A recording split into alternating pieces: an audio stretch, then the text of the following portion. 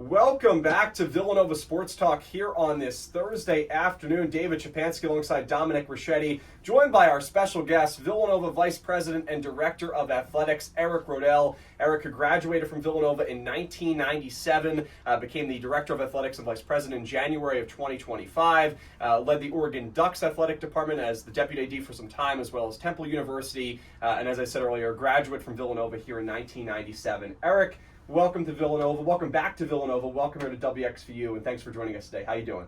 Doing great. Thanks for having me. Looking forward to it.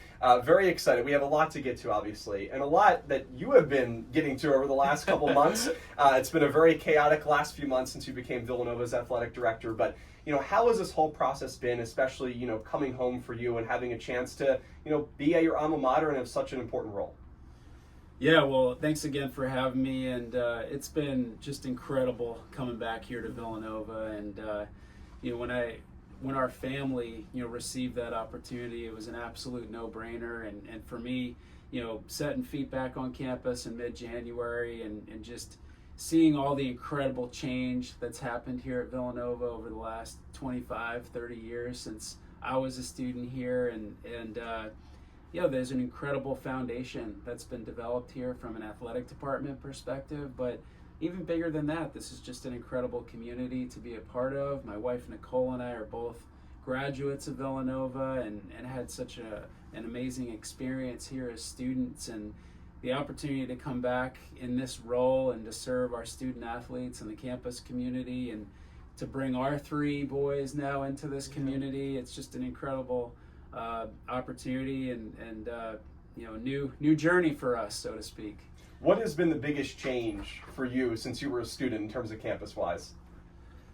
I think the thing that stands out the most about campus is just converting a giant parking lot to the commons. We would come back here from Oregon like probably once a summer. We'd bring our kids back, and we usually go see my family up in New York and see my wife's family in New Jersey, and we try to get down here to Philly and see some of our old Temple friends or some of our college friends. And one year we hadn't been here for a couple of years, and we're coming up Lancaster Avenue, and all of a sudden, like out of the horizon, like, what is that? Like, that's a parking lot. No, it's like an incredible complex. And so that's just a testament to the incredible generosity, the investment, the vision. The board, Father Peter, have had an incredible vision and have set Villanova on this amazing trajectory over the last 15 to 20 years. And that's just a part of it. I mean, you got the engineering school and some of the things. Even West Campus has developed a lot since we were students here. You had 4 apartments, now you have 8 big apartments. So it's just continual growth, and that's gone with the academic profile of Villanova as well, and the types of the quality of students and the profile of a Villanova student and the impact of Villanova on the community and really on the world through research, through education, through shared values. So it's been a lot of change. It's funny that you mentioned the Commons. Just I work in the admissions office, and every single alumni is always, that used to be a parking lot. It's like, it's all these apartments. It's just funny that you mentioned that too. David mentioned you've had a busy couple months, probably the busiest than anybody on campus, starting with the hiring of Coach Willard. What was that process like? And in the short amount of time that you've worked with Coach Willard, how has that been? Yeah, I mean, look, incredibly excited about Coach Willard and his staff and his vision for our program. And for me, stepping into this role in the middle of January, certainly I'd been, a close observer of Villanova athletics and Villanova basketball from the outside for many years, as a fan, and just have an incredible respect for the foundation that's been built in Villanova basketball over the years. And I think it became apparent to really everybody involved that a change was really going to be the most appropriate thing and the most appropriate next step, and trying to get our program back in the right direction and on the right trajectory. And Kyle Neptune and his staff were incredible Villanova people, great leaders, did an amazing job with our student athletes on and off the court. We just weren't quite winning enough games, and we weren't quite having the level of success that we would hope given the investment Yeah. in Villanova basketball. And so we made that decision, and just incredible support all the way through from the board, Yeah. Father Peter, from our many folks around our department. We had a great committee involved with hiring Coach Willard. When we set out to go hire a new coach, the interest nationally is a real testament Yeah, to the I'm sure. Villanova basketball sure. brand and to the, everything that's been developed here over a long period of time. And when we talked about the profile, we talked about this during the press conference a little bit, but the profile of what would make a really successful coach here, and somebody who is going to be committed to developing young Yeah. men, and a great leader, Absolutely. and someone with connection to the Big East, and somebody who's got a real presence in this area from a recruiting perspective, and somebody who's a proven winner, who's had a lot of experience as a head coach and who's won at a high level. And Coach Willard's been to 7 of the last 9 NCAA tournaments, and he brings a real competitive edge to Absolutely. him. So, it became very apparent as we evaluated Coach Willard that he was the right guy. And since he's gotten here, he's hit the ground running. He's done an incredible job building out a staff and hitting the portal. Absolutely, and doing what it takes to build out a roster. Yeah, he's got a tough job. Yeah. The changing landscape, and I think you knew this, but he really hit the ground running, which I really like to see. He also took some photos with the volleyball champions here on campus. Yeah, He's the been around. intramurals, absolutely. Obviously, a lot of changes, Eric, overall. I mean, I'm sure one of the biggest phrases you hear is NIL, right, all the time. But with the changing landscape that is NIL in college basketball, I think a lot of people, especially members of Nova Nation, are wondering, how can Villanova compete financially with other, perhaps larger programs? And I guess the overall question is can Villanova compete with larger programs in the NIL and transfer portal? Yeah, absolutely. I think we're well positioned when it comes to basketball, and many of the bigger brand schools from a football perspective are not only trying to find ways to compete in a really hyper-competitive landscape in college football, but then they're also trying to do the same thing in college basketball, where, with us competing at the FCS level and NIL and revenue sharing not quite being part of the equation the way it is at the FBS and the Power 4 level, Yeah. we can really devote a lot of resources and a lot of focus on what it takes to support our men's and women's basketball programs. And it is a really competitive landscape. And this particular recruiting cycle is probably the most aggressive and maybe even irrational cycle that we're going to see, because in front of the proposed House settlement that's still being evaluated, it's a window of opportunity for schools that can pull together resources to do it in a way where there's really no guidelines or restrictions in terms of how much you can pay your student athletes. So as we move forward with a settlement in place and a rev share cap in place, I think we're going to find that Villanova is really well positioned as long as we can continue to build and grow our revenue streams and continue to raise a lot of money in support of our programs. And then we're in a great market where there's a big value on college basketball. And Philadelphia, we've got lots of corporate partners, we've got donors, we've got people with real interest in our program that I think can create legitimate NIL opportunities for our student athletes.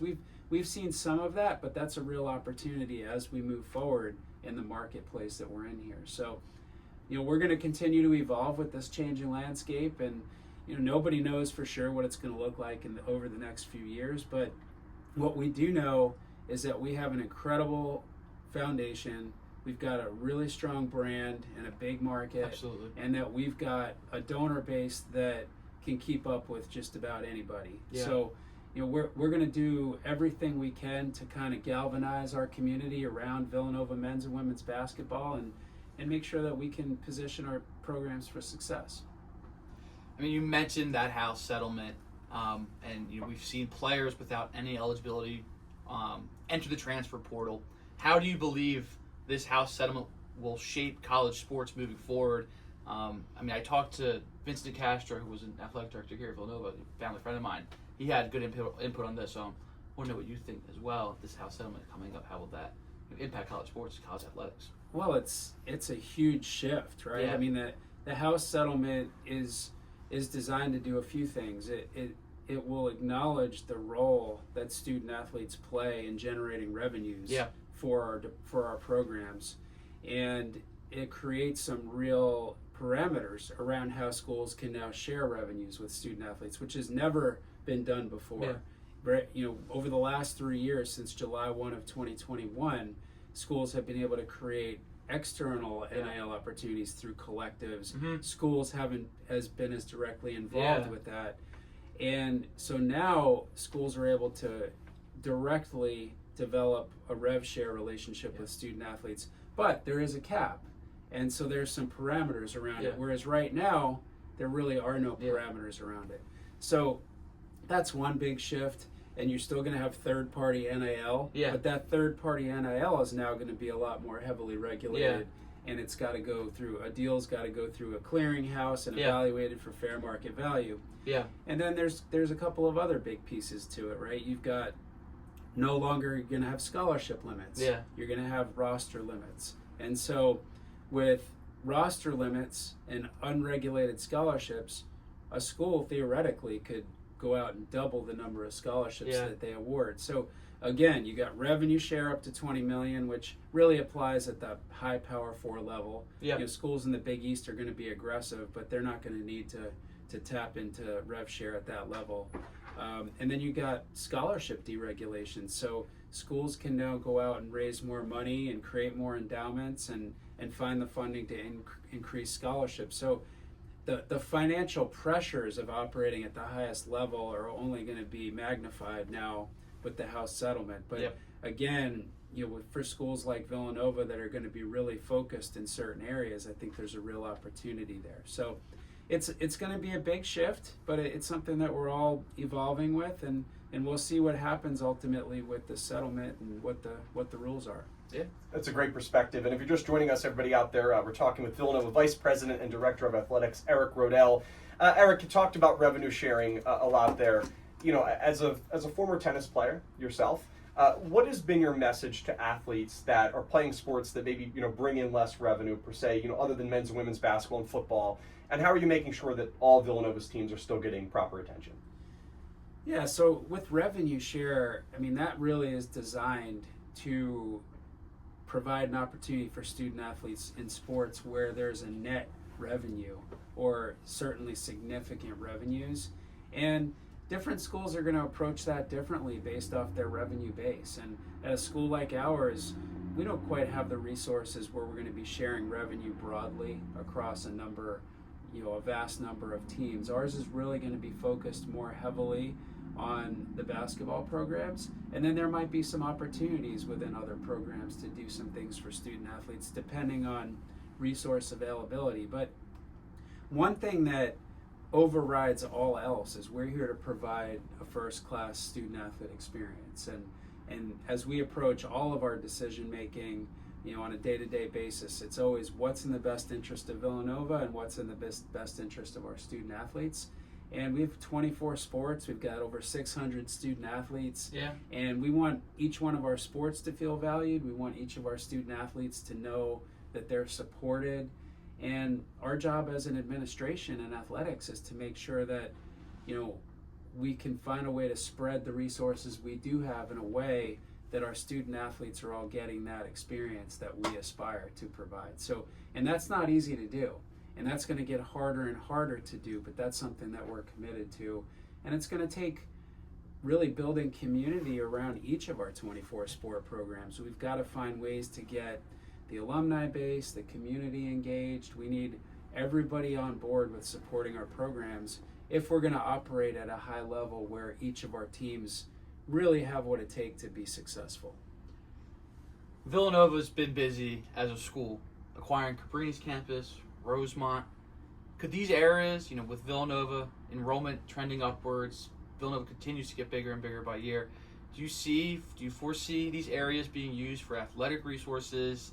Again, maybe down the line a little bit. If you do, how so do you think? Yeah, Cabrini and Rosemont are incredible assets. Yeah, they're incredible additions to Villanova, to the student experience. Beautiful campuses, very close. I'm still learning a lot about, especially Cabrini. Rosemont's even just a couple weeks new, right? So I don't know that a whole lot of planning has been done around Yeah. Rosemont, but for a school that is short on land, when it comes to providing student experiences, I think it creates great opportunity. And athletics also it has a huge role in creating recreational opportunities, club sports. I think there's some incredible facilities over at Dixon, or at Cabrini with the Dixon Center, the Learning Pavilion, the big turf field there. So there's great opportunity for basketball over there. There's a bunch of courts. So absolutely, I think the Villanova student body is going to see incredibly enhanced opportunity for athletics, for varsity teams. We'll see. I don't expect a lot of varsity athletic opportunity out of the Cabrini campus. We'll see what happens with Rosemont, but I think the vision behind Cabrini is really more academic and more residential, and then more kind of student life, student recreation. But we're open to all possibilities, and I'm still learning, and I'm excited though. I think they're both beautiful they're campuses. both great strategic moves for Villanova, and we create a lot of opportunity. Absolutely. In addition to acquiring campuses around here, Villanova's also been really busy in the transfer portal, acquiring players like Zion Stanford from Temple, Bryce Lindsay, and others. What has Villanova prioritized in the portal, and how do you feel about the results and the players that Villanova's gotten so far? Yeah, you got to get Coach Willard on for that question. Coach Willard's going to build an identity with our basketball program, and he's looking for certain types of kids the same way that Coach Neptune was, the same way Coach Wright was, and he's in a unique situation where a significant number of our returners won't be here. A significant portion of our team from this past spring will not be here, and so we've got some great pieces coming back and great young men coming back, and then Coach Willard and his staff are really trying to build around and complement that. And there's a lot of different variables that go into building out a roster, and we want to build a foundation. This is not something that Coach Willard is approaching as continual one-year fixes. It's about starting to build a foundation and a culture and an identity, and hopefully some continuity with our roster. And at the same time, you've got to play that portal game where you're plugging in and figuring out where you need some talent. But the young men that we bring in, they've got to be a great fit at Villanova. They've got to line up character-wise, academically. They've got to line up with the type of young men that we want in our program. And so I know that Coach Willard's put a lot of thought and a lot of time into that process. And we're really excited about the interest that we've seen from potential student athletes. Absolutely. And, I was so happy watching Coach Willard's press conference where he emphasized a lot of Jay Wright's values. Because, again, Jay Wright, legend here at Villanova, and it was nice to see Coach Willard mention how that was still something that he really, really cared about. In terms of women's basketball a little bit, Jazz Bosco announced staying here on the main line for at least another year. How big is that for the women's basketball program? And what have you seen from Coach Denise Dillon as well from your short stint here as well? Yeah, I mean, Coach Denise Dillon is an incredible Villanovan, and she's was a standout student athlete, has incredible experience as a head coach, and she really lives the values of Villanova every day, and how she leads, how she engages the community, the way she treats her staff, her student athletes. She's also incredibly competitive. I've been super impressed with Coach Dillon. And to have Jasmine Bosco back, and just a real foundational part of that program, and a real nucleus to build around as we move forward. That was important for us. And honestly, when we recruit young men or young women into our programs, and they are great fits like that, that's what we expect. We don't want to go into each year thinking that there's going to be a revolving door. Unfortunately, that's become somewhat of the reality and some of the risks that we face, but we're really committed to keeping and retaining those types of student athletes here at Villanova, and we're very excited to have them. Eric, I know you haven't been the athletic director for a football game yet, but that's coming soon.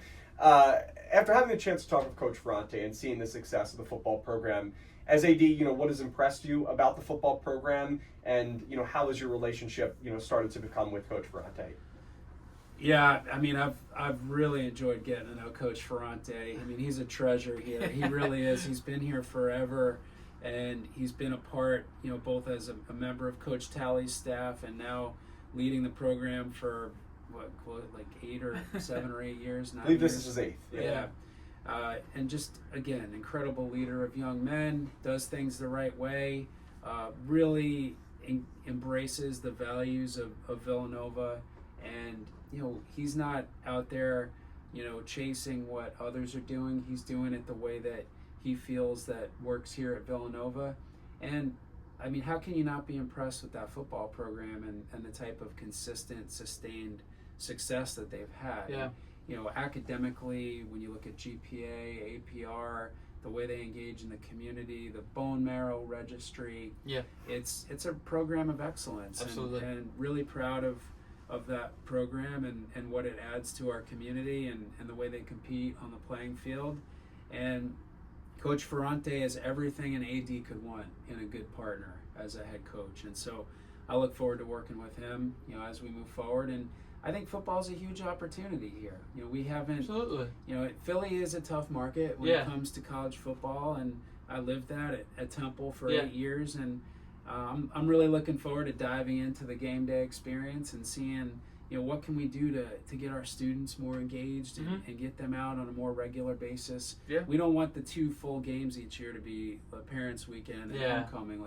We want that to be an event week in, week out. Yeah. And, I'm coming from a pretty special place, obviously, at absolutely. Oregon. Where, It's a little bit different over there. Huge little part different. but football really had a huge role in terms of campus life and the community and with the alumni and bringing people together. And, whether it's FBS, Power 4 level or FCS level, to me, it's still a great event. Absolutely. And we've got to do everything we can to create excitement around Villanova Stadium, tailgating, in-game environment, and it's a great product. Absolutely. It's a fun product. We're bringing talented teams in here, and we got to get some juice going. So Absolutely. everything you guys can do to help get some buzz there will be appreciated. Yeah. I'm ready for Colgate. Yeah, let's go. Colgate. Let's start it. Don't play Delaware anymore, which loses a little bit, but looking forward to the season and both basketball some time away, but obviously football coming up.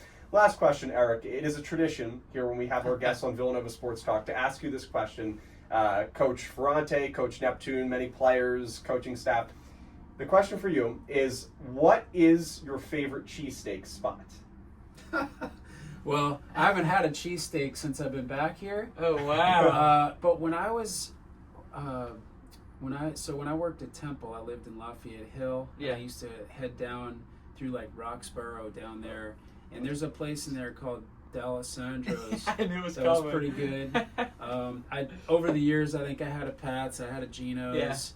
But I'd say that was probably, honestly, there were a couple food trucks down there on Broad Street that were delicious. I'm sure. So I got to have my first one back on my visit back here now. But I got to get back into the cheesesteak deal. Absolutely. D'Alessandro's is my favorite. All right. Yeah, Okay. that's a good answer. That is a good answer. Thank you so much, Eric, for joining us today. Really appreciate talking with you, and it was a pleasure. Yeah, thank you for having me, guys. Yeah, good luck rest of the semester. Appreciate it. Thanks for all you guys do. Good luck, absolutely, and we'll talk to you soon. We'll take a break here on Villanova Sports Talk. When we come back, the final 5 minutes will wrap up the poll questions, and we'll get you ready for next week's show. Stay tuned. You're listening to WXVU, the 89.1, The Roar.